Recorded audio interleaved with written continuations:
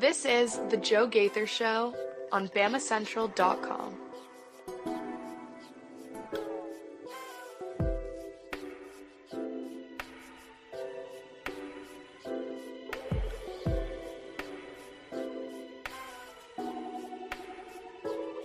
Good afternoon, Tuscaloosa, Internet World, West Alabama. How are you doing today on this beautiful Friday? First Friday of the month, and we are excited to be with you on YouTube, on Facebook, and on Twitter. You can find it at Joe Gaither6 on any of my social media machines at Joe Gaither6, or you can find it on the Bama Central YouTube channel. We appreciate everybody for subscribing to the Bama Central YouTube channel, putting all kinds of things up there that are not just on the Bama Central website. Of course, if you want to just listen to the show, you're listening to us on Spotify, on Apple Podcasts, or on Amazon, The Joe Gaither Show on Bama Central. We're going to have, hopefully, a fun show today. We've already talked to Joey Van Zummeran and to Justice Sandle, two guys who are covering. Joey is covering Missouri for Missouri Central, and Justice Sandle is covering the Miami Hurricanes for Kane Central. So we're going to talk to them later in the program about Missouri football and Miami football. But before we do that, we got a couple of Alabama topics to get into. I want to talk about this new arena project, this new basketball capital project that was approved today by the Board of Trustees. You can read about it on BamaCentral.com. My man Blake Byler has a nice little breakdown of what's all included. But we're going to talk about Blake's article, but we're also going to bring up my friend Chase Goodbread's article of the Tuscaloosa News, because I think Chase puts everything into perspective for the fan. So we'll talk about the Capital Project. We'll talk about two recruits that are coming to campus this weekend. It's another big recruiting weekend. You can read about that at BamaCentral.com. Find out about the 11 recruits who are going to be here for official visits. Where does Alabama stand with them, and how this weekend might go? We'll highlight two recruits and also two little pieces of baseball news as Alabama baseball gets returning news of two important guys who are going to be returning to Tuscaloosa for the upcoming season. Let's start with basketball because that's where my passion lies. Okay, so yesterday, day before, you started to see some rumors, some smoke about a capital project on the Board of Trustees meeting. And today, the Board of Trustees did approve this capital project. It's going to be called, my man Blake said, Coleman Coliseum Basketball Training Facility and Expansion and Renovation. The project is going to be $58 million. It's going to entail a 48,000 square foot expansion to the southeast corner of Coleman Coliseum and a 19,000 square foot renovation of the existing space in the facility.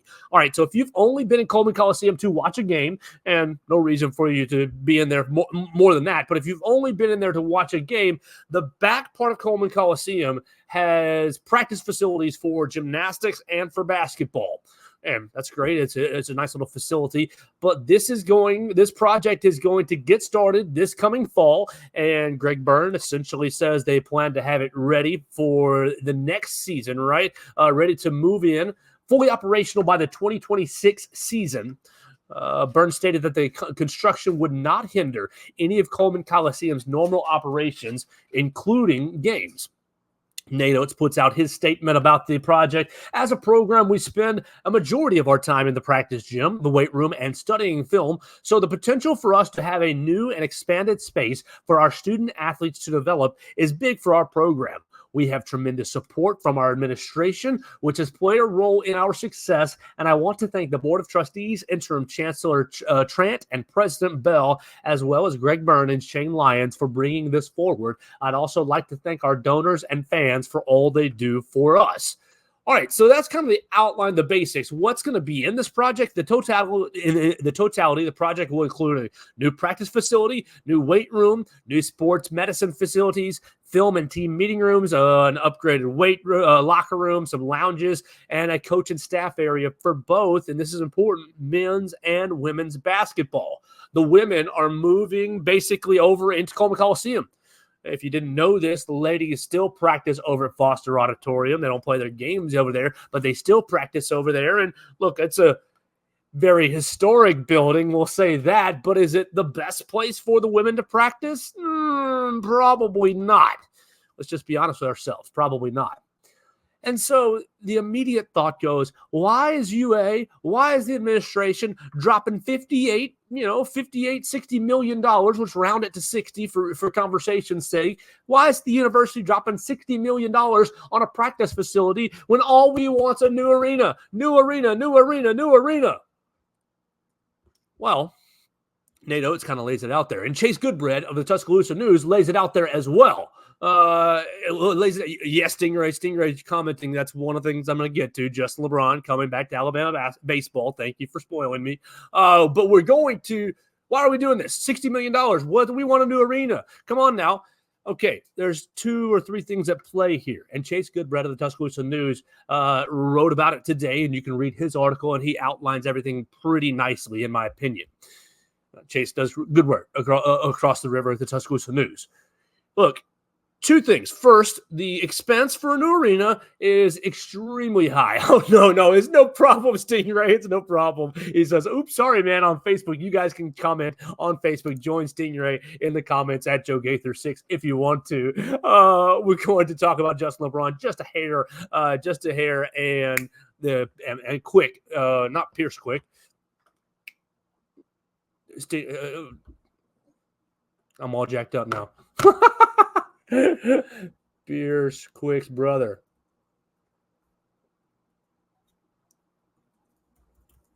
Riley Quick. Duh. Come on. Riley Quick and Justin LeBron are the 2 baseball names that are returning that made their announcement of the last day or so. But we're talking Alabama basketball and the facility. $60 million for a brand new practice facility. Why are we not investing instead in a new arena? A couple of things. First and foremost, the head man in charge, Alabama basketball, Nate Oates, I don't really think he cares about a new arena.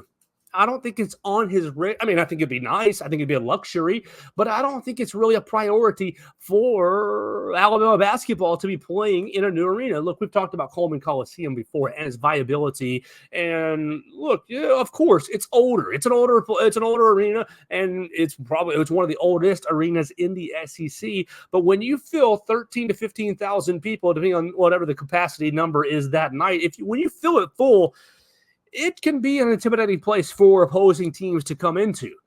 You get people into Coleman Coliseum, and it becomes extremely loud. Look, people talk about sight lines, this, that, and the other, but I've only said only in the corners are the seats really not that good.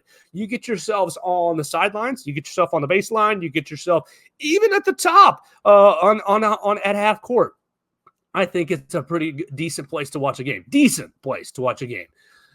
You've heard a lot of debate about the arena. Should they make it 12,000? Should they make it 9,000 like they have at Auburn? And I think a lot of these debates have pushed the project down the pipeline. Not only, the money that it's going to be, but the uncertainty. How are you going to finance it, and what's the right number?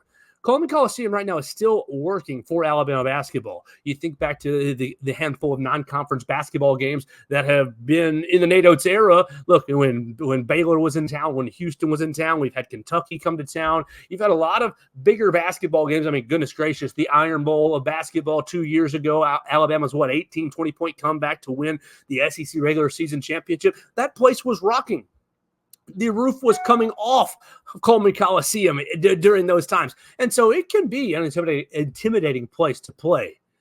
For Nate Oates, I don't think it's a priority. I don't think building a new arena is a priority. Why? Because you're winning in Coleman Coliseum. It's not hindering your recruits, really. It's not. I don't think it's one of the reasons why people aren't coming to Alabama basketball as a recruit. You look at the recruiting over the last 4 or 5 years under Nate Oates, and it's just been 1 tick better, 2 ticks better, 3 ticks better every single year.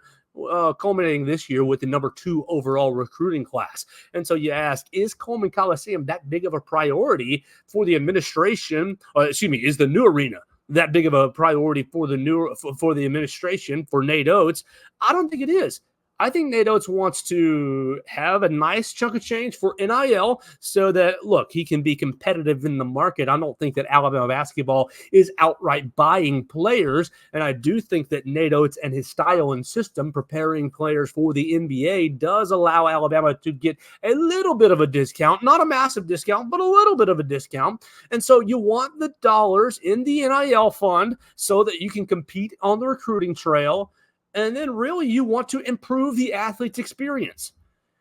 All right, when the competition is high, when the team is good, people come into Coleman Coliseum. And of course, do you want a new arena just because it's fun? Yes, it would be fun. It would be great to walk into a brand spanking new arena with all the fancy amenities and all the concessions rocking and rolling and 2 or 3 video boards and everything that goes along with it. I mean, I was down in Neville Arena, the new Auburn facility, 2 years ago, and it was awesome. It was a very cool place to watch a game, for sure. But you had 10,000 people in the building that night, and the ticket prices were through the roof. Now, of course, it's the Iron Bowl of basketball, so the ticket prices are going to be inflated. But if you get yourself a new arena, you're going to probably construct an arena that's smaller than Coleman Coliseum right now. And thus the demand for ticket prices, the demand goes up, the supply goes down, the prices go up. I think that Nate Oates and his basketball staff are perfectly fine playing in Coleman Coliseum for the foreseeable future. But why? Because, look, there hasn't been any evidence to suggest that you cannot win in Coleman Coliseum. You've won 2 SEC regular season championships. You've won two SEC tournament titles. You've gone to a Final Four. You've been to the NCAA tournament, 3-4 years in a row now. You don't need a new arena is not unlocking the next level of recruit. You look at the recruits that you've got right now. Brandon Miller, who came through the program, was a highly rated player, one and done, number 2 overall draft pick. You look at this year's recruiting class, Darian Reed and Aiden Sherrill, 5-star players. You're bringing in McDonald's All-Americans. So what would a new arena really give you? I don't think it really gives you much other than, okay, the fans are going to go check it out and be there. But right now, the product that's on the floor, I mean, look, Alabama fans are, look, I don't want to be too critical, but they're fickle in the sense that if you win, they will show up. If you don't win, they don't show up. Pretty much as simple as that. We want to see a high-level product on the floor. For basketball, you can say the same in softball, baseball. I mean, football, they're going to pretty much show up regardless because of the loyalty factor and what's been built over time. But these other programs that aren't named Alabama football are pretty much dependent on, is the team winning at a high level? Is the team performing at a high level? And if it is, then the facilities get full. It's basically as simple as that. Let's see. Stingray continues. The Mississippi State did an upgrade to the hump in Starkville and didn't have to build a new arena. I don't know that upgrading Coleman Coliseum or renovating Coleman Coliseum is the answer, Stingray. I think that what you're seeing right here in the capital project that was just approved is really, the workaround. You're putting in the $60 million facility, and people ask, where is it going? It's going in the southeast corner of the Coleman Coliseum lot. So, yes, some of your parking, if you've got an A-lot parking pass for basketball, then that might be going away or it might be affected because it is basically getting put into a corner of the A-lot, and that just is what it is. Now, Chase Goodbread furthers his Tuscaloosa News article about the facility and about the new arena and about why they're opting for a practice gym over a new arena by saying it's a setup. And he suggests that it could be a setup for the future project down the line. Because this project is going kind of in the southeast corner, right off the corner of Coleman Coliseum, he's suggesting that the new arena, if and when it does come, will, instead of being put in the north end of campus, as has been suggested in the past, it's going to be put right there in the Coleman Coliseum parking lot, which we have heard, that's one of the possibilities for the site. And so maybe this is the first step. Hey, we're going to put this brand new practice facility in. Okay, we're going to play in Coleman Coliseum for another couple of years, and then we're going to decide and put a new arena right next to Coleman Coliseum. We'll tear down the old Coliseum. We'll build a new facility right next to it, and we'll just swap parking lots, swap the location of the parking lot from one side of the lot to the other, and you'll have a new arena. But look, people were upset yesterday because, why are you spending $60 million instead of investing that $60 million into a new arena project? I think it's as simple as this. Nate Oates doesn't really, I don't want to say he doesn't care about it, because of course he cares about it, but I don't think it's a priority for Nate Oates. I don't think it's a priority, and I don't think it's a prerequisite to win at a high level. Look, I know that times were different under Coach Sanderson, but Coach Sanderson won at a high level right there in Coleman Coliseum.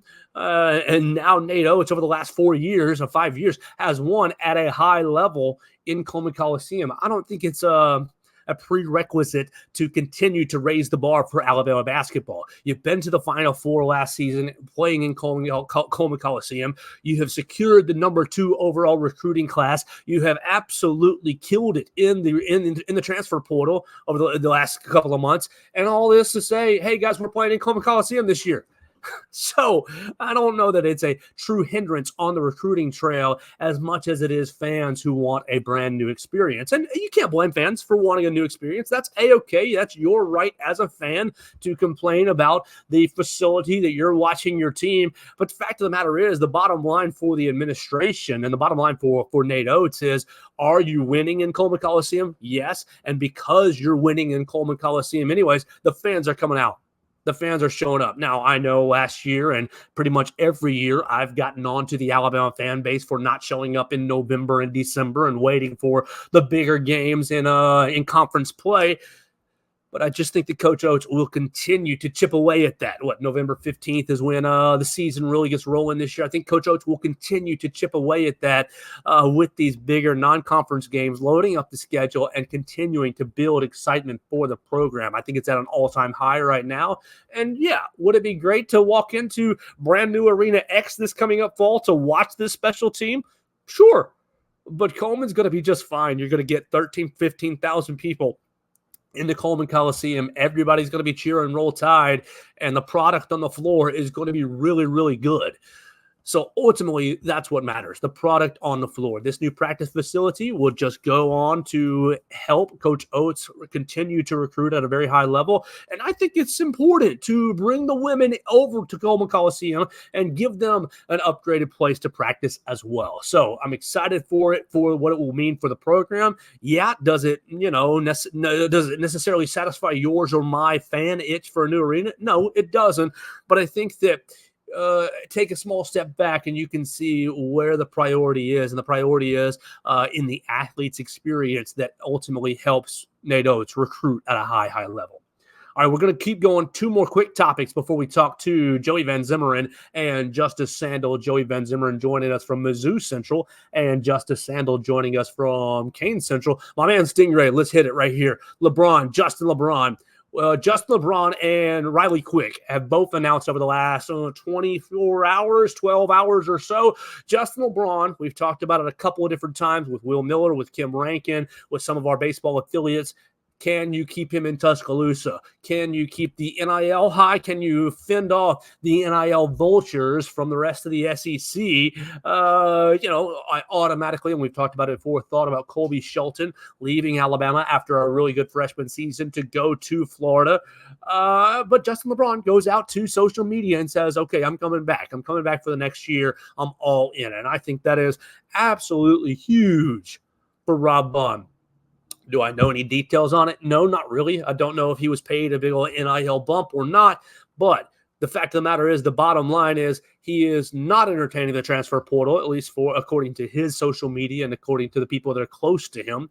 And I think that's absolutely a massive thing. You bring back an all-SEC player. You bring back a player that honestly, you will see, if nothing bad happens to him injury-wise, you will probably see him playing in Major League Baseball in the future. And so it's going to be it's a really big get for Rob Vaughn. You work the recruiting trail, but you also have to keep and re-recruit your roster. I think Justin LeBron coming back to Alabama baseball should help increase the excitement around Rob Vaughn and around what he's able to do. Now, as far as Riley Quick, Riley Quick hurt himself early in the year. I think he only made like one start. Let's see if I got his stats. Riley Quick, 2024. He only played like very, very little. Ended up having arm surgery this past year and didn't really. He pitched 3 innings. He pitched 3 innings in February. He had 5 strikeouts, 1 walk, no earned runs, no hits in those 3 innings, and so good for him. But got himself hurt, and it was part of, we talked about it towards the tail end of the year. Alabama's kind of out of gas. Alabama's arms are a little bit out of gas. We need more starting pitching. Riley Quick's certainly going to help that, and hopefully he can regain his form before the arm injury. So Rob Bond getting 2 huge recommitments, I would say. You're not really, you didn't go anywhere, but 2 guys committing to Alabama baseball for the next season, basically saying we're not going in the transfer portal and we're not exercising our options elsewhere.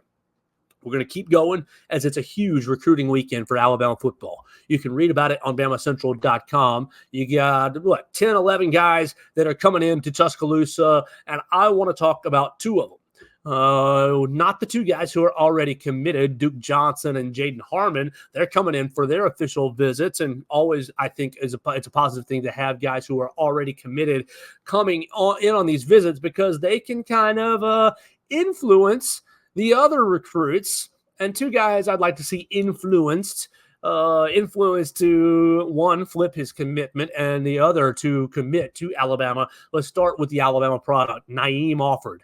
Naeem Offord out of Parker High School, plays cornerback, plays a little bit of offensive skill position, but he is considered the number 1 player in the state of Alabama. He's 6'1", 185 pounds, and really, fast physical specimen. Right out of Parker, they went 13-1 last year, losing in the semifinals to Central Phoenix City. Let's see, he played in 10 games, credited with 14 tackles and 4 interceptions. He carried the ball 22 times for 180 yards and 4 touchdowns on offense, while catching 12 passes for another 200 yards and 2 touchdowns. Returned 2 punts for a touchdown in the first round of the Alabama State playoffs. All this was in his junior season. Now, I think this guy is a stud. He's got a 11.2 100-yard dash. He's got a 22:35 in the 200-yard dash, and his 400, that's 1 lap around the track, is right at 50 seconds, 50.08. So he's obviously got long range speed. You got enough quick speed. You see that in the 100-meter dash, and long-range speed in the 400-meter dash. He's recorded an 11-foot broad jump, so he's a big-time athlete, massive athlete. The biggest problem is he's been committed to Ohio State since February 4th. And so this is really Alabama's big chance to flip him off that commitment. Now, he has not really seemed like he has considered any other school. He's gone on visits to Oregon. He's gone on other visits, yes, but it seemed like he's pretty locked in to Ohio State. If you're able to chip away at that, now look, a lot of people made fun of Alabama for celebrating a flip from SMU. I think that was a little bit premature and a little bit silly of people to celebrate that. We talked about that on Thursday and on Wednesday, but Naeem Offord, if you're able to flip him away from Ohio State, the gas that this staff would be cooking with. And so Naeem Offord becomes basically the prime target this weekend, and hopefully they go put all the chips in the middle for the Parker Thundering Herd standout. The other player I want to talk about is Dawson Merritt. Dawson Merritt is uncommitted. He's a linebacker out of Stillwell, Kansas, Blue Valley High School. He's 6'3", 215 pounds, considered the number 11 linebacker in the country, according to the 24/7 Sports Composite. Considered the number 3 overall player in Kansas. You look at his pedigree, and his daddy, Dave Merritt, is currently the defensive backs coaching for the Kansas City Chiefs, and was a 7th-round draft pick for the Miami Dolphins in 1993. Now, Merritt has official visits scheduled with Missouri and with Nebraska and with Oklahoma, but it seems like he's very, very close to making his commitment. And it seems like Alabama and Nebraska are playing 1 and 1A, 1 and 2 subsequently. So Dawson Merritt, he's going to be an athletic outside linebacker. He's going to rush the passer pretty well. He had 83 tackles last year as a junior, 7 sacks, 3 forced fumbles, and 2 fumble recoveries. I think he would be a very nice fit in Kane Womack's system, playing that kind of edge rusher outside linebacker. It's not the bear. We're still learning the technology, the terminology of Kane Womack's system. I think it's the buck, not the bear. So we'll keep an eye on Dawson Merritt. But Dawson Merritt, I think, is very, very likely to commit very soon. And thus, this weekend is very huge. You can read about all the recruits that are coming to Tuscaloosa on BamaCentral.com right now. You got our recruiting rundown, and so we encourage you to do that.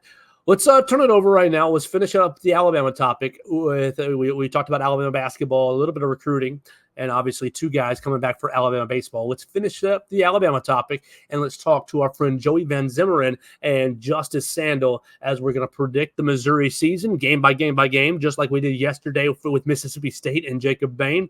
And then we'll introduce our Miami wing with Justice Sandle. It'll be our first time with Justice since he's taking over Kane Central, and we'll talk some spring football with Justice Sandle.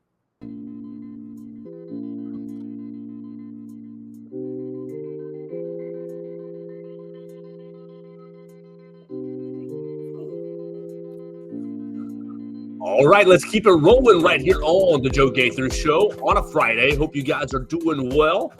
Everybody watching us on YouTube, Facebook, and Twitter, listening to us on Spotify, Apple Podcast, or Amazon.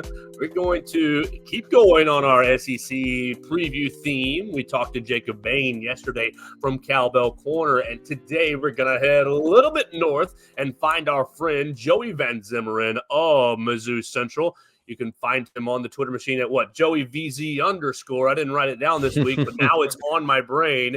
Everybody's following Joey on the Twitter machine right there for his Missouri and Green Bay Packers and other thoughts.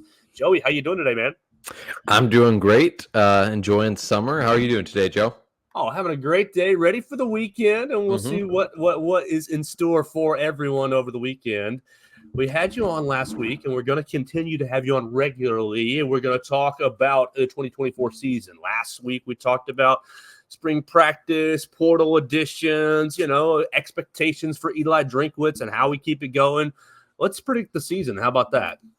Sounds awesome. Let's do it. All right, so we're going to start it off at Faurot Field, Murray State Racers, just like yesterday with Eastern Kentucky at Mississippi State. Probably a blowout win. Anything notable about the Murray State Racers?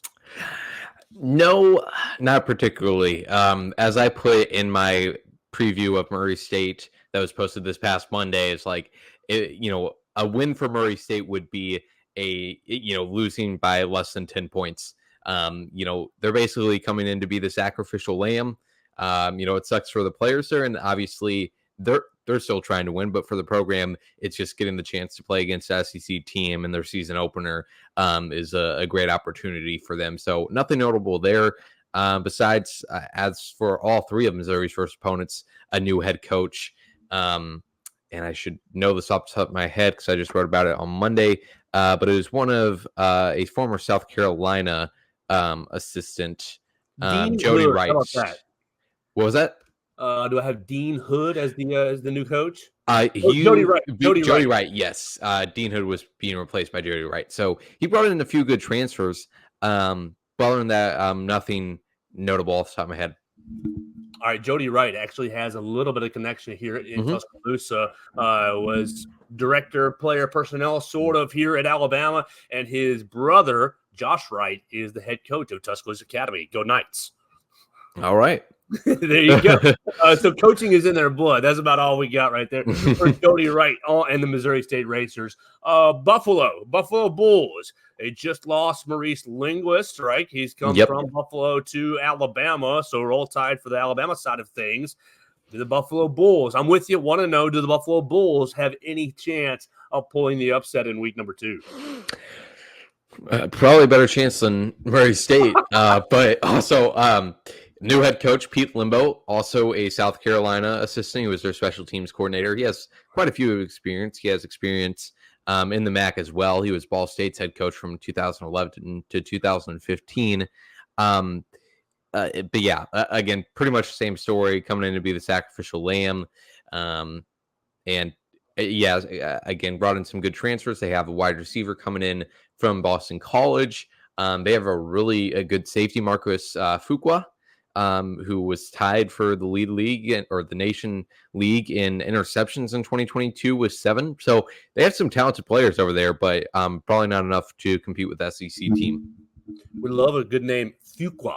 We love that. Yes. All right, so Missouri is having somewhat similar to our program yesterday, a slow ramp-up period. And I'm kind of noticing that at least with Alabama, Missouri, and Mississippi State, but the ramp-up really, not a huge step up, but continues to step up with Boston College. Boston College went 7-6 last season in the ACC, got themselves to the Wasabi Fenway Bowl, where they beat SMU 23-14. But didn't they just lose that? No. They lost. No, they did. Yep. Packers, right? I would know all about Jeff Hafley's transition. I was hired as the Green Bay Packers defense coordinator. I'm excited for him in Green Bay, and he seemed like a great head coach in their MBC. And so they have Bill O'Brien as their head coach. Oh my gosh! Thank you for triggering us. Of course, a familiar name to you guys in Tuscaloosa there. But yeah, like you said, kind of a slower ramp up here. This is definitely a step up from Murray State and Buffalo here. Eli's going to whip Bill O'Brien's tail. Let's be honest. It will be interesting to see how that goes. Bill O'Brien's career has gone down an interesting route the past 5 or 6 years or so, ever since the whole DeAndre Hopkins debacle in Houston.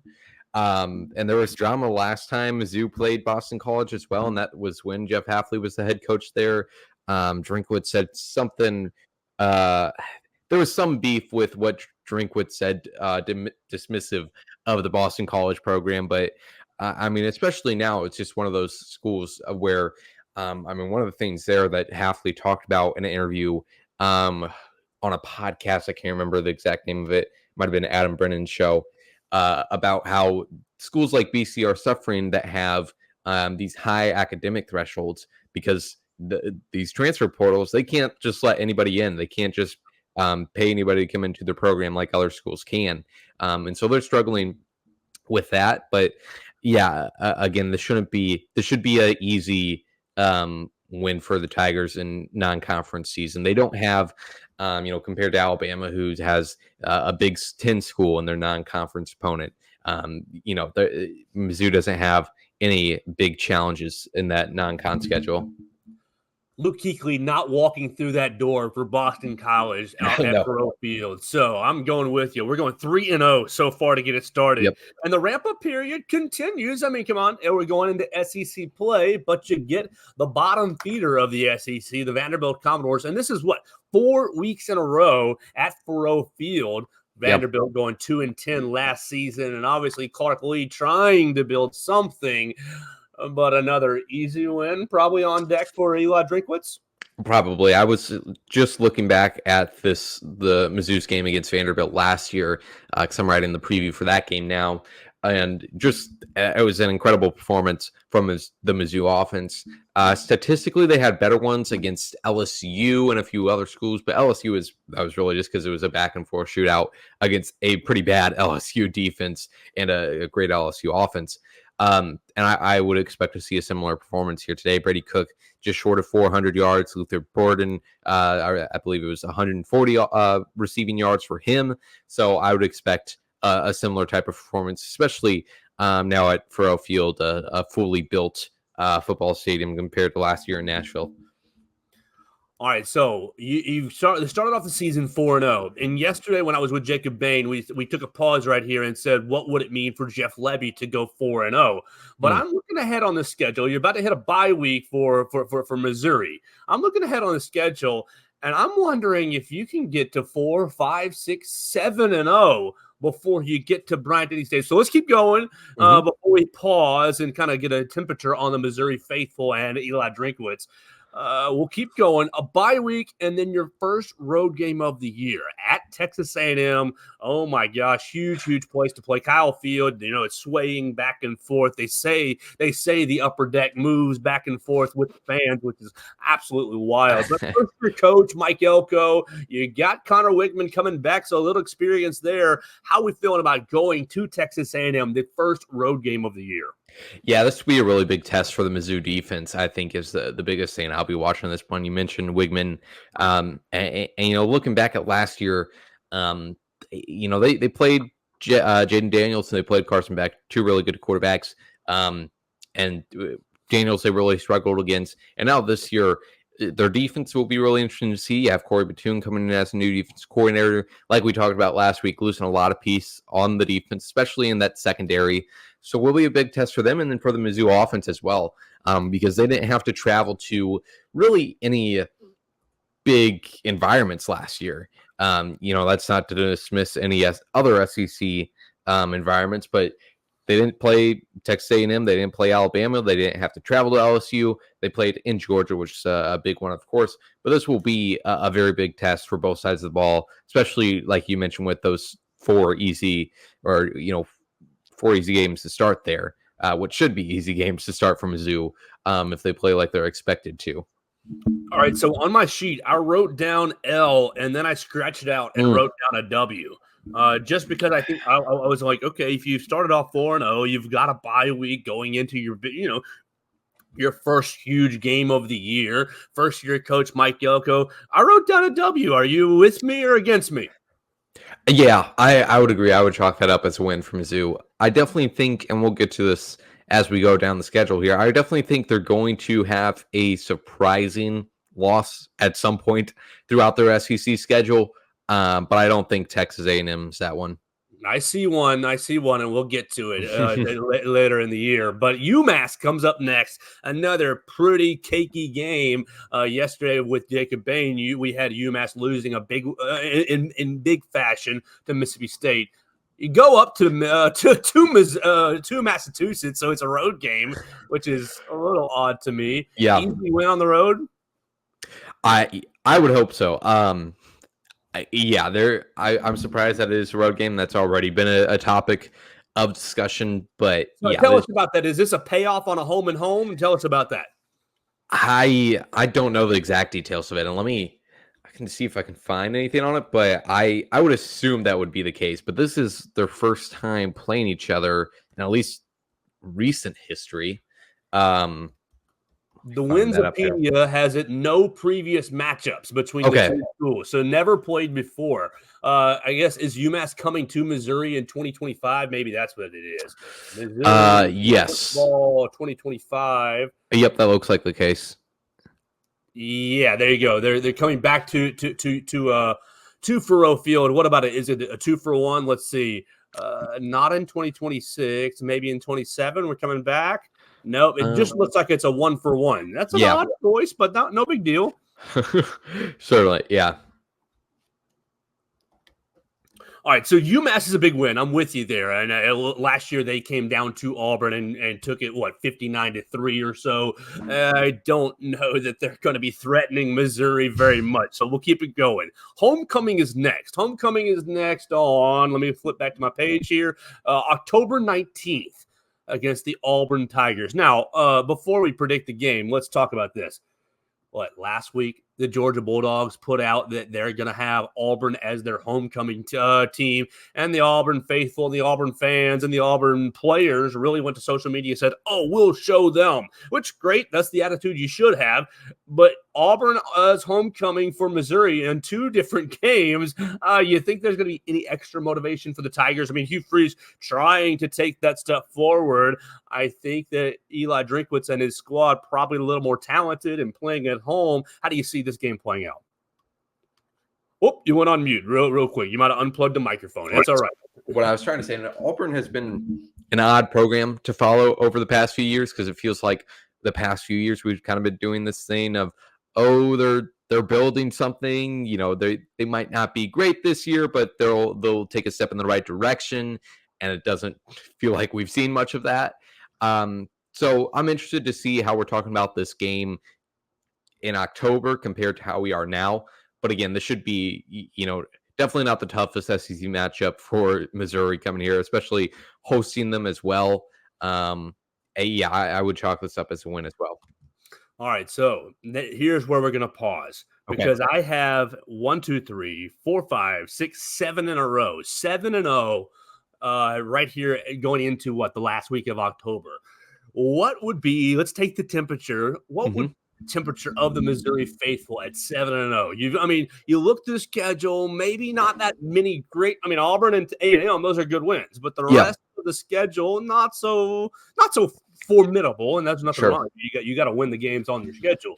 What would be the Missouri's? At 7-0, at 2-0 in the SEC, 3 Vanderbilt is an SEC team, 3-0 in the SEC.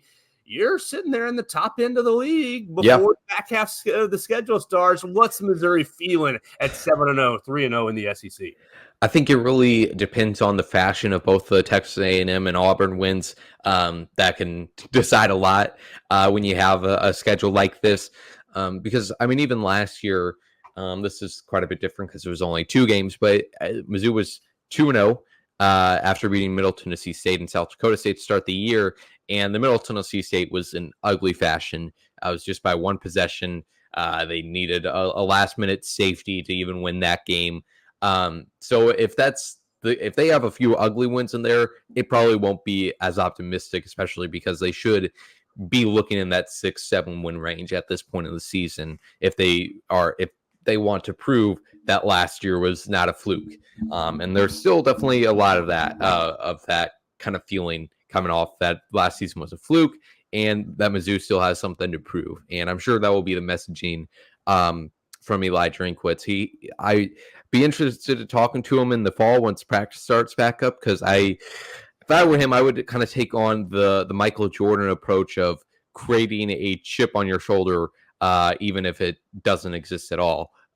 Even though I just talked about how there's still that animosity towards Mizzou and their belonging in the SEC, I would, if I was Drinkwitz, I would create the seed in my team that they still have a lot to prove, and that should be the mindset they should carry into the season. And as far as what a 7-0 start would mean for Drinkwitz and the Mizzou program as a whole, really optimistic start, and then they're heading into Tuscaloosa the following week to really prove because this their first challenge against a blue blood team on the schedule.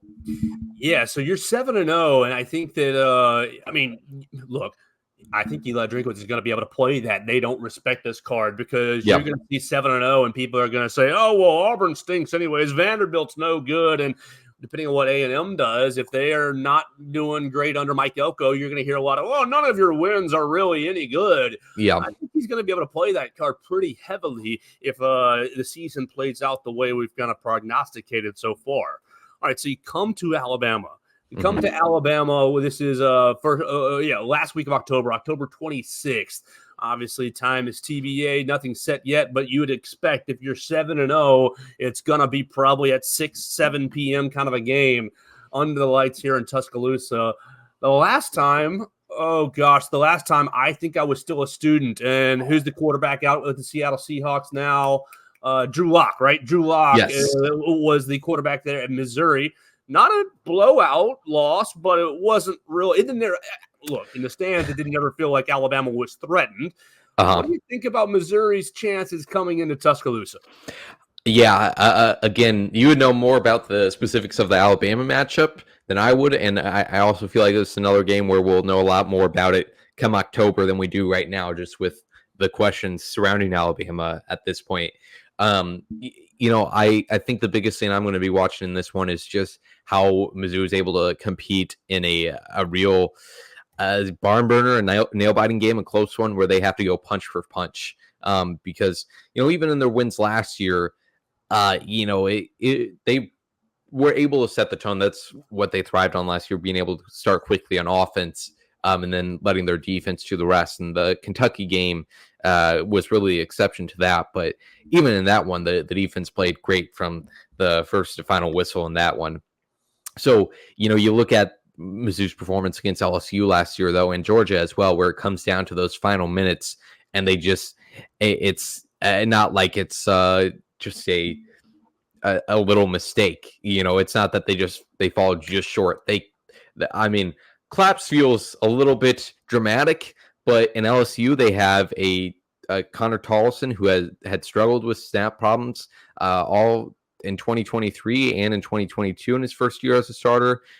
He really improved in 2023, but the snapping issues were still there. He has that, and it caused Brady Cook to fumble, and they lose about 20 yards. And then Brady Cook throws an interception the next play, and it was the second or third and 20 or 30 at that point anyways. And then in Georgia, they have Brady Cook throws an interception to a defensive lineman to end the game. So a game like this, I would expect it to come down to the very end, and they're really going to have to stand up to the challenge and rise to the occasion in that one, and not fall like they have in previous games. All right, so it's, from my end, I think it's going to depend on how really Kane Womack, how his defense really assimilates to his system, and if he can press the right buttons with the 4-2-5. Because I'm seeing, I mean, we've been talking about it on our end about the Alabama defensive backs, lots of inexperience outside of Malachi Moore and Keon Sabb. You got Damani Jackson at corner had one good year at SC, had a terrible year last year at SC. So up and down, we'll see what kind of Damani Jackson you get this year at Alabama. The other corner, are you going to play Deshaun Jones, the transfer from Wake Forest, or are you going to play some of these freshmen? And the freshmen at the couple practices we were at looked like, oh my gosh, that guy's got a lot of talent. But experience and talent are not the same thing. I think it might be a fun game to be at, up and down the field. I did write down a loss, but I don't know that that's going to be I don't know that that's going to be a set in stone, factual. I don't know if I feel 100% about that. I'm writing down a loss just because that's kind of maybe what conventional wisdom says, but I don't know how. I mean, we haven't done the Alabama schedule yet on this show, but I think that that's going to be a little more gray area game than one that's black and white. Yeah, exactly. And I think this game means a lot. Well, I was going to say this game means a lot more for Mizzou than it does for Alabama, and that's probably true. But I definitely do think it is a meaningful game for Alabama too, to prevent it being, again, a changing of the guard seems dramatic, but to prove that they, are still one of the best in the conference and in the league and the nation. And for Mizzou, obviously, this will pretty much depend. I mean, with the 12-team playoff, it's not as life or death as it was in previous years with only 4 teams, but this will be a pretty big game in determining where both of the teams really end up in the playoffs. All right, so I wrote down a loss. Did you write down a loss on your sheet? I'll say so. It's okay if you didn't. It's your opinion. I'll chalk it down as a loss for now. Okay, all right. Feel free to go opposite me on any of these games. Feel free to. So Missouri gets a bye week. Saturday, November 2nd. You got a bye week. We asked Jacob yesterday. We'll ask you, how do you feel about the double bye week in the SEC this year? I mean, I like the placing of it for Mizzou. I think they got pretty lucky with where it is as far as schedule. I mean, I don't have a strong opinion on one way or another. It will be, I'll enjoy it to have those 2 weeks off in the middle of the season. I'm sure the players will as well. But yeah, no strong opinion one way or the other. All right, so you bring the huge game. I mean, you look on the schedule, and obviously the last game of the year, Arkansas, it says Battle Line rivalry. But I might argue that this next game is the biggest game on the Missouri schedule. Oklahoma Sooners come into Columbia for the first time as SEC opponents. How we feel about the Sooners? I know there's been some recruiting battles. We've talked about the tackle that is transferred from Oklahoma to Missouri. What do we think about this matchup against the Sooners?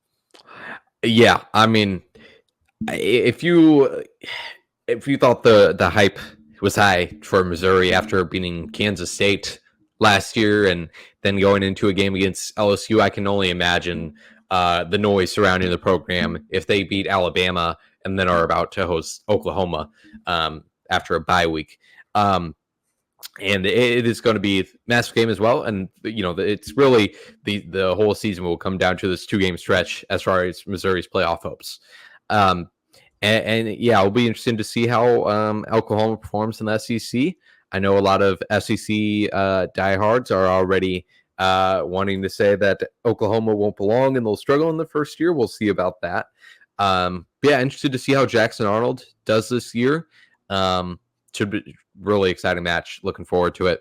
And I would, yeah, I think it's a tough call right now. But I feel more confident in Mizzou in this one than I do against Alabama. So I'll chalk this one up as a win for right now.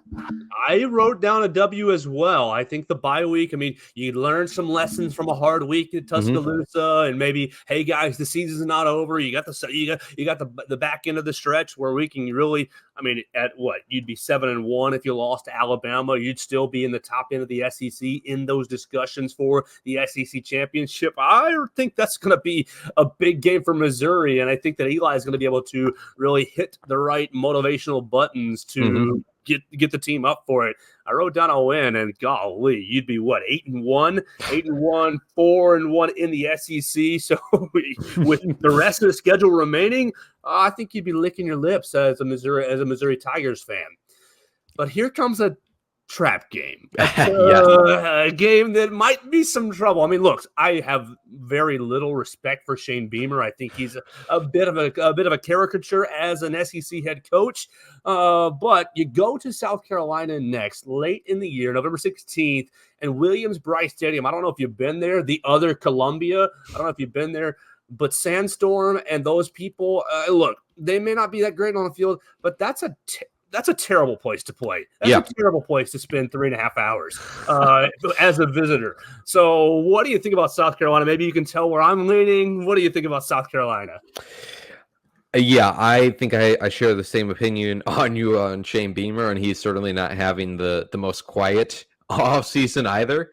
But yeah, this was kind of the same story as Vanderbilt was last year for Mizzou in this matchup for them. Offense really just thrived, and they had no problem easily picking apart South Carolina. And I believe the final score of that one was 30-12, something like that. Again, a fantastic day for Brady Cook, fantastic day for Luther Burden.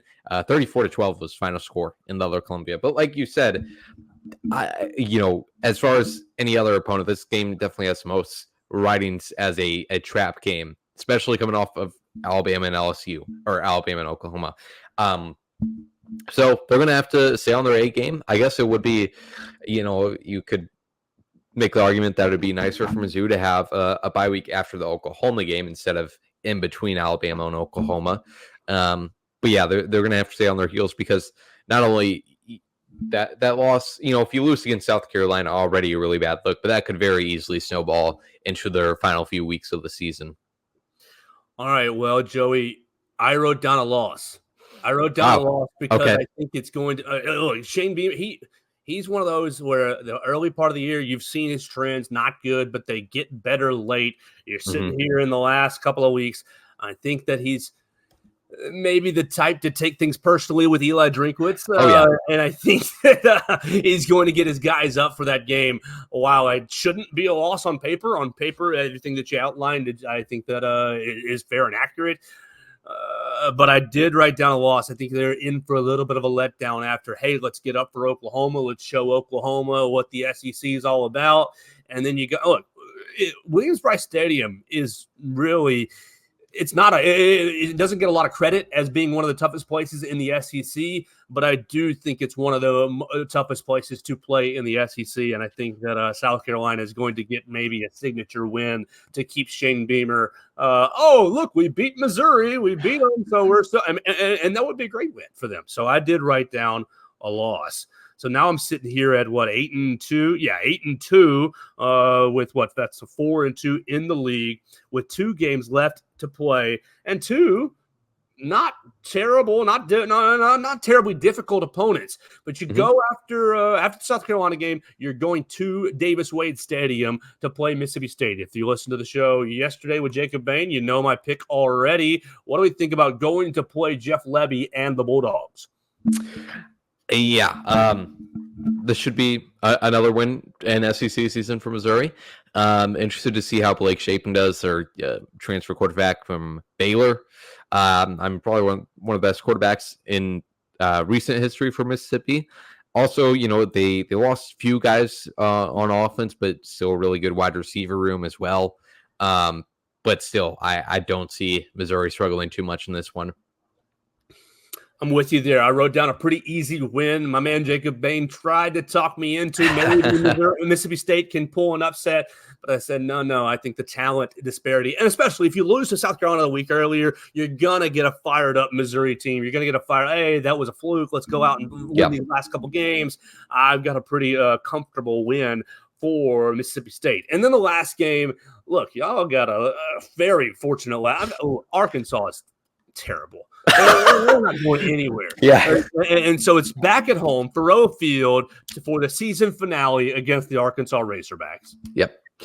Yeah. I expect a similar Black Friday blowout, or I guess it might be on Saturday this year, as last year. And this time in Columbia at Thoreau Field. Yeah, it is on Saturday.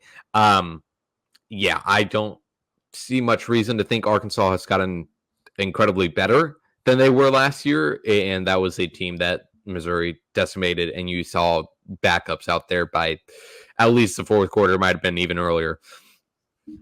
Yeah, I think that Sam Pittman probably would have been fired last season had the financials worked out better for Arkansas. I think at the end of the year this year, you're going to see either Sam Pittman retire and say, "Oh, I'm done," or the administration give him the pink slip. So I'm going to go a win as well. And so I've written down 10-2. 10-2, and how many SEC wins is that? 1, 2, 3, 4, 5, 6-2 in the league. I think that might put you at about third, might fourth. It put you right on the, and depending on what the others do, it might put you in second. SEC championship picture. What do you think about that? A 10-2, 6-2 SEC season? Yeah, that would be, of course, so much of the goal this year for Missouri is pretty much tunnel vision on making that 12-team playoff and, making the SEC championship game too. But I think at the very least, you got to be happy, even if you miss out on the playoffs. And another 10-2 season is another, maybe not a home run, but a fantastic season from the Mizzou football program with the way things were going. Another great step in the right direction, and really just proving again that they belong in the SEC and that they're one of the top contenders in it. Yeah, I think that, 10-2 may not get you into the SEC championship game, but 10-2 will probably land you somewhere between 7-12, 7-11 in the polls. I think you're safely in the playoffs at that. With a win over Oklahoma, and what's that? You finish your season 3-1, but shoot, if you play Alabama close in Tuscaloosa, if you make it exciting, which I think it will be a track meet, the playoff committee, I think, is stamping Missouri somewhere in that 6 to 10 range, and you're in. Yeah, that's definitely true, and just really interested to see how this team performs this year. There's definitely a lot of question marks with the talent they had leave, most of them for the NFL draft. But if you have any faith in Drinkwitz's coaching staff, you have to believe that they're going to have plenty of guys ready to go, plenty of guys that they've been developing over the past few years, and to easily replace those guys. So should be a very interesting season. Missouri is definitely one of the top teams to watch this year in the SEC. It's going to be a lot of fun, and we're going to be following Joey Van Zummeran and all his coverage at MizzouCentral.com. You can find him at JoeyVZ_ on the Twitter machine. Joey, if this season doesn't go this way, does it all hinge on the Texas A&M game? Because I'm seeing that the trend. If they beat A&M, they can, not cakewalk, but they can keep that momentum going the rest of the year. If you don't beat A&M, okay, you win at UMass, but the rest of the season becomes maybe coin flip territory. Well, let's go back and encapsulate how important that A&M matchup is. Yeah, definitely. At least, having that first look of them playing on the road in a really tough environment, which is one of the many they'll have to play in this year. that is going to be big. And I think, a loss would mean much more than a win would, because of like what you said. You have that loss, and not only the mental dynamics of it and kind of the momentum you got going there, it's going to definitely play a big part in how they look for the remainder of the season. So that's definitely kind of the first checkpoint for this season, and we'll see the bridge will kind of lay out before them after that. That's Joey Van Zummeran joining us on the Joe Gaither Show. Please read all his great work at MizzouCentral.com. Joey, I appreciate your time, man. We'll catch up with you next week. Absolutely. Thank you, Joe. Yes, sir.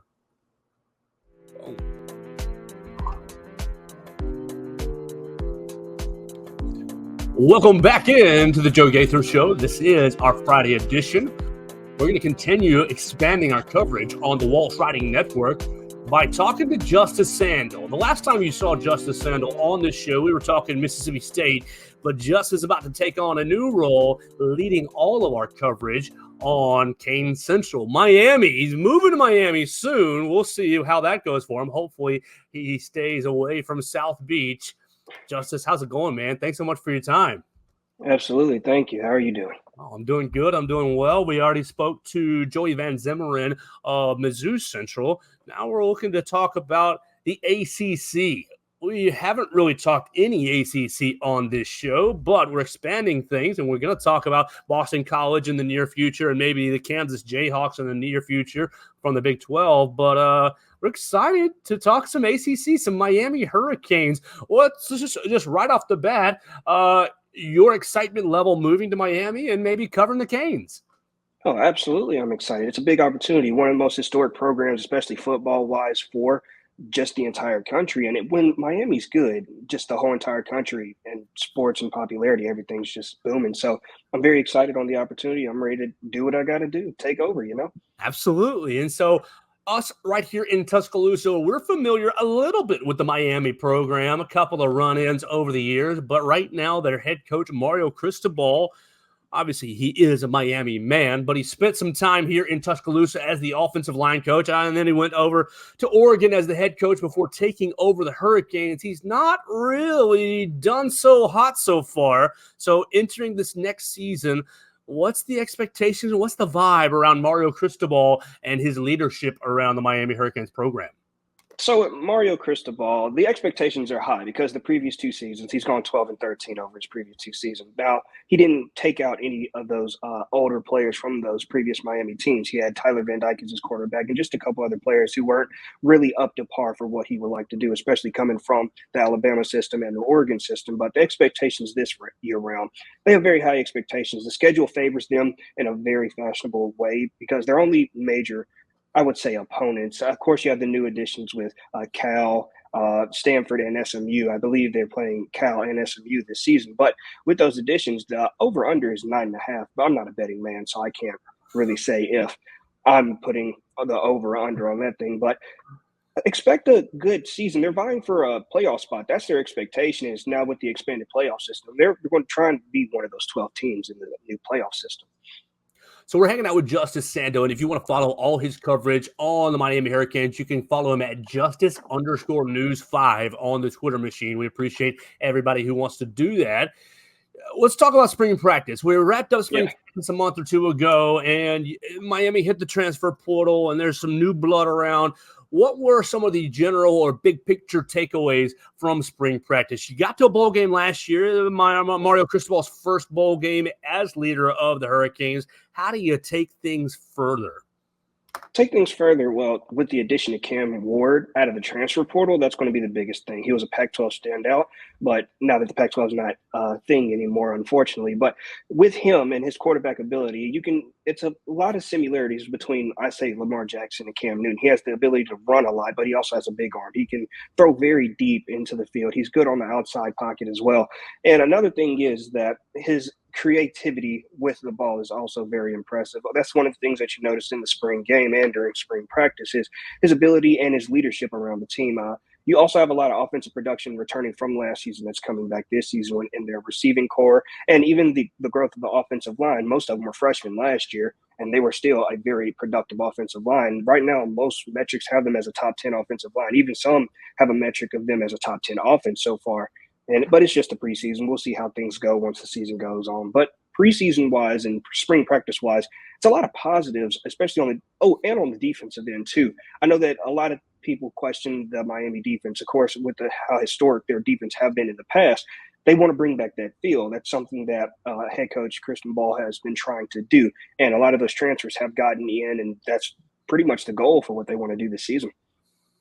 All right, so we're talking to Justice Sandle about the Miami Hurricanes, and he just hit Cam Ward. Obviously, he's the kind of gold star transfer in, and he was highly sought after. And many people were, is he going to go to the NFL or is he going to continue his college career? Who else were some of these bigger transfer portal players into Miami that should be making an impact on the Hurricanes this coming season? Well, Simeon Barrow, I know that things were a bit rocky just a week ago, but right now it looks like he's back in full effect. He was Michigan State's best defensive player over the past 2 seasons. So getting him in on the defensive line is going to be very impactful. Tyler Barron from Tennessee, he hasn't officially signed yet, but he has committed to Miami. So that'll be one of the other interesting things to look out for. Damian Martinez as well. I know that he had committed to Mississippi State at first, and now he's flipped over to Miami with the help and leadership of Cameron Ward. But I know that that's going to be one of those things to watch out for too. He was one of the top running backs out of the transfer portal. So getting that addition, because most of the running backs on the Miami roster are sophomores and freshmen. So having that older veteran presence is going to help the team grow and just do better things. What's this about with Simeon Barrow and maybe the Michigan State connection? You're getting a couple of Michigan State guys. Is this just Mario Cristobal rating his Big Ten neighbors? First, the Simeon Barrow story, back and forth. What can you tell us about his recruitment or transfer portal days? I don't know if it's called recruitment anymore. Is it all about NIL and making sure he gets his check, or was there more details in Simeon Barrow's considering Miami or committing to Miami? From what my understanding was, it was more of an NIL thing. Now, it wasn't fully NIL. You know, there's still some personal issues and things like that. I don't want to get all into the details of that. That's personal issues. But for the most part, it was NIL stuff that was going on. Now, on the Mario Cristobal rating the Big Ten and getting some of those players, I think that's just people wanting to come play for him. It's just his leadership ability. They know there's an expectation with him, especially with all this time in Oregon and then coming now. Even though things didn't pan out as he wanted to, it's a rebuilding process right now. From what I looked at, recruiting-wise, he's top 10 in recruiting for the past 2 years. And even this year, he has a top 5 recruiting with transfer portals and recruits coming in. So I think that with players wanting to play for him was probably one of the biggest issues and why Simeon was on the question mark. Because I think from what my research showed, he was on the fence about going to Missouri, but back and forth, and he finally returned just a few hours ago pretty much to the Hurricanes. All right, so the ACC is undergoing lots of changes, and right here in the SEC, we're familiar with that, welcoming Oklahoma and Texas in as well. But conference realignment is hitting pretty hard. You're welcoming in SMU, you're welcoming in Cal, you're welcoming in Stanford, you're welcoming in is that all the three that I'm missing there? I think you're up to 17 teams now in the ACC. What's this mean for the ACC? What's this mean specifically for Miami welcoming in these new squads? You hit on the easier schedule. Is the ACC doing exactly what the SEC is doing, where there's no more divisions, or are you still going with what the Coastal and there was the Coastal division and there was a second? I can't think of the other division that ACC. Can't think of it right now either. ACC conference division. See, when Google, I don't think it's conference anymore.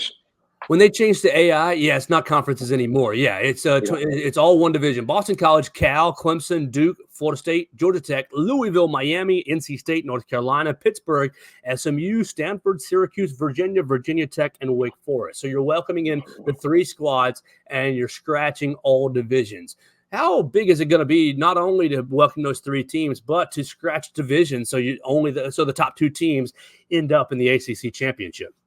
Well, for Miami, I think the expectation is that they want to be in those championship games. If you look at the division as a whole, those key players, you have your Florida States and Clemson, even with your North Carolinas, they'll do something football-wise. But if we want to get into basketball and those conversations, then it's a mix-up. But football-wise, Miami's in the top three. You still have Florida State to worry about. And you still have Louisville to worry about. You still have – that's pretty much it 9 times out of 10. So I think it's a good thing for Miami, even with the addition of Stanford. SMU is a great football team and a great football program. And I think that adding them to the ACC is going to help with the legitimacy of the ACC as a football program, because they were snubbed last year with Florida State going undefeated. Now, they didn't have a healthy quarterback, so you wouldn't really want a healthy quarterback in those playoff situations, having your third string go against top players in the conference like those Alabamas, Michigans, and Washingtons like last year. But I think that the improvement for the ACC in that is great for the program. So I am looking through the schedule, and next time we have you on, we'll go through and predict the schedule, just like we've done with Joey Van Zummeran and Jacob Bain for Missouri and Mississippi State. But I'm looking through the schedule. You said, it's an easier schedule, and golly, it does look like an easier schedule. You're at Louisville, you got Florida State right there in the middle of the schedule, but no Clemson. You got Virginia Tech, which they're a budding building program. The schedule looks like it's ripe for the taking. What's going to take to get into that college football playoff? Mario Cristobal, you said that's the goal. If you can just beat Florida State and Louisville, you're right there. Maybe. What's your take on the setup for Miami to get to those goals, getting to the college football playoff?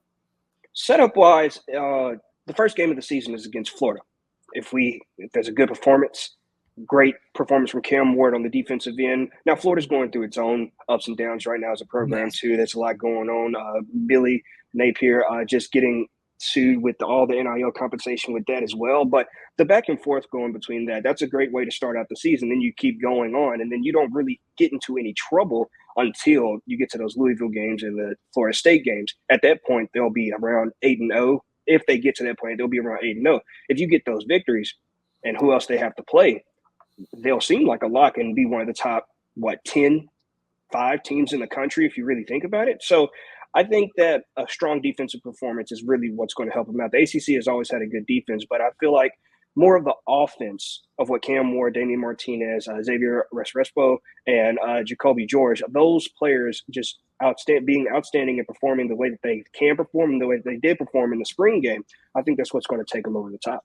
All right, so I'm looking at last year's schedule, and I'm seeing losses to to Georgia Tech. Come on, that can't happen this year. Lost to North Carolina. Okay, they were a real good team, at least at that point in the season. I'm seeing a loss at NC State, another kind of better but not great team. If Miami has a disappointing 2024 season, what will be the cause? Will it be Cam Ward just not living up to his billing? Will it be the defense not being able to take a step forward? What will be maybe the root cause that might prevent Miami from making the college football playoff? Well, I don't know if you remember last season in that very notorious play where instead of kneeling the ball out, they ran the ball, and then that caused that loss against Georgia Tech. If it's just simple coaching errors like that, that's just going to be the downfall of their season. But if everything is systematic, very calculated, the team has really no possible way for that to happen again. I hope that they learn from that mistake. That's common coaching 101 that right there. That should probably never happen again. It shouldn't happen right there then in the first place. But those are the little mistakes, and that's what caused the downfall of their season right there. The locker room was pretty much lost. It was inconsistent quarterback play, too, with Tyler Van Dyke. They were trying new quarterbacks towards the end of the season as well. So with that, I think Cam Ward should live to the expectations that he's been set. The Pac-12 is a high offense type of conference. So with that, bringing that high offense mindset into a more of a defensive heavy type style, the balance and the mixture of the two should be able to mesh together and put Miami on top. Well, we're going to be following it all at Kane Central, and we're going to be following Justice Sandle and his coverage at Justice_News5 on the Twitter machine. Make sure you give him a follow. Justice, man, we're going to do it again next week. We're going to break down the schedule week by week by week. So we're going to talk about every opponent. Just real quick, it's Florida A&M, Ball State, USF, Georgia Tech, Cal as a conference game. Oh, real quick, that's the weekend of my birthday, which is fine, no big deal. But flying from Miami to California for a conference game, Like, okay, yeah, it's great to grow the conference, and okay, the ACC does need to have a little prestigious bump up, but what in the world are we doing as a college football entity where you're flying across the country for a conference game? No, it doesn't make sense at all. It really doesn't. Now, maybe realignment again is coming in the next couple years, but as of right now, I have no idea why that's even the case. Even with the Stanford games, possibly flying to Texas and that Midwestern region, that's fine. But that's actually, you have to really think about the size of America. We're bigger than Australia, and that's a continent right there. So you're going back and forth like that. That's ridiculous. But hopefully they'll figure something out. If we're going to keep Cal in the conference, if we're going to keep Stanford in the conference, we got to drop the AC, the Atlantic Coast. I mean, it's fine. If you want to keep it as a conference, come on, we need to rebrand like what, Coast to Coast Conference, something like that, because it's not Atlantic Conference anymore. Not by a long shot. Not at all. Coast to Coast sounds fine. I mean, they are coast to coast at that point. That's pretty much what they're doing. So Atlantic Coast Conference. No, it doesn't work anymore. It really doesn't. We got to get the powers that be to rebrand the name of the conference if we're going to keep Stanford and Cal. So next week we'll go game by game by game. So what we'll do, just like we did with Jacob Bain and with Joey Van Zummeran, we'll go game by game, wins and loss, and at the end we'll see, okay, where do we think that puts them in the ACC championship picture? You know, Dabo Swinney wants to get his boys back on top. And then we'll decide if that's good enough to make the college football playoff. Justice, tell us what you're working on this week with Kane Central, and then we'll catch up with you next week. Hey, right now we're working on getting all the recruits in. I know there's a big recruiting weekend this weekend for Mario Cristobal. I think a number of 5-stars and 4-stars are in there right now that he's trying to lock up. But of course, things happen. Other programs intervene. There we go. That's my bad. Working on a baseball story as well. Daniel Cuvée was one of the top prospects, top freshmen in the country, and he's just announced that he's returning for this next season. He was also an invite for the USA national team training camp, he'll be one of those top prospects to look out for too. But just focusing on football right now and getting up on that. Absolutely. We're 85, 84, 86 days away from kicking off the college football season, and we'll keep up with it all at Kane Central and at Justice_News5. Thanks so much for your time today, Justice. Absolutely. Thank you. Absolutely. As Justice Sandle joining us, and we're going to wrap up the program right here. We already talked to Joey Van Zummeran, and that was Justice Sandle. So we got a preview on Missouri. We got a little bit of spring practice talk on Miami, our introduction to the Miami Hurricanes right here on the Walsh Writing Network. We appreciate everybody who's joined us today on Facebook, Twitter, or YouTube at Joe Gaither 6, or on the Bama Central YouTube channel. You can always find the show on Spotify, Apple Podcasts, or on Amazon, The Joe Gaither Show. Make sure you subscribe, rate, and review the show, and we'll talk to you next week right here on the Joe Gaither Show as a big part of the Walsh Writing Network.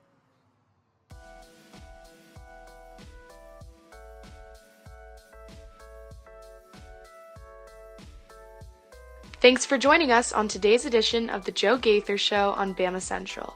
Keep up with Joe on all his social media pages at Joe Gaither 6. Subscribe, rate, and review the show on Spotify and Apple Podcasts, and be sure to read us daily at BamaCentral.com.